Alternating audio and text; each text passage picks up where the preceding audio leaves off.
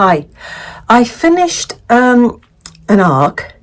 It's already come out because I never got it read in time for pre-publication.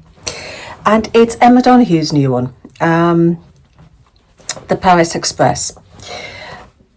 It's very well researched, and it takes as its springboard the 1895 derailment of an express train in Montparnasse. You can look at Wikipedia and sort of see what the images. And we are introduced to a cast of passengers and crew as the train begins its journey from Granville. And each chapter has us arriving and leaving various stations en route, and people entering the train and stepping off it and whatever. It's in the days of sort of the first class, the second class, the third class. And the third, let me just get this right, the third class passengers were right, have I got this right? I can't remember now.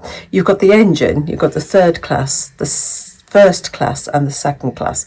So in the event of any accident, the first class passengers are protected by the third class passengers. Does that make sense? It's something like that. I think I've got it the right way around. But the first class passengers aren't near the engine. It might be. I can't remember now, sorry. But it's something like that. You've got politicians and their families in the first class. You've got all walks of life in the third class. You've got a little boy making the journey to Paris on his own for the first time, sitting there with his satchel. You've got a Russian maidservant, Blonska, who's been away. She's been a sort of like a vacation, a recuperative vacation paid for by her employers. She's returning.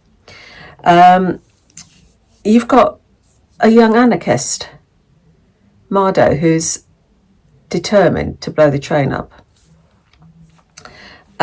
You've got other characters as well. You've got an artist, you've got a woman in labour, you've got a sort of pregnant woman, you've got all sorts of people there. And then you've got the driver and his stoker, you've got the guardsman, you've got so many people.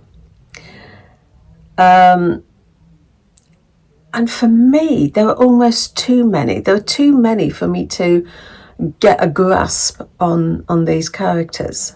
You meet one, and then you meet another, and then you meet another, and then you might go back to the first one. And there were almost too many for me. And I couldn't get a feel for any of the characters, really. Because of that, they didn't get under my skin. There is some tension there, because although, if you've been on Wikipedia and you know about this derailment, you know that the train has an accident. And you do wonder, out of all these characters, who survives? And then you've got this anarchist with her bomb, and there is some tension there. But I didn't feel for the characters. I didn't really care. It sounds awful.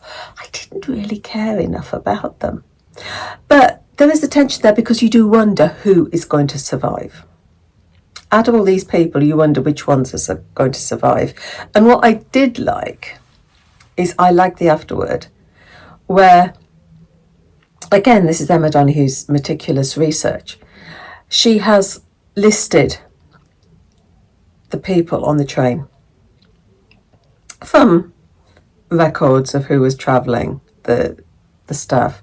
She lists them, and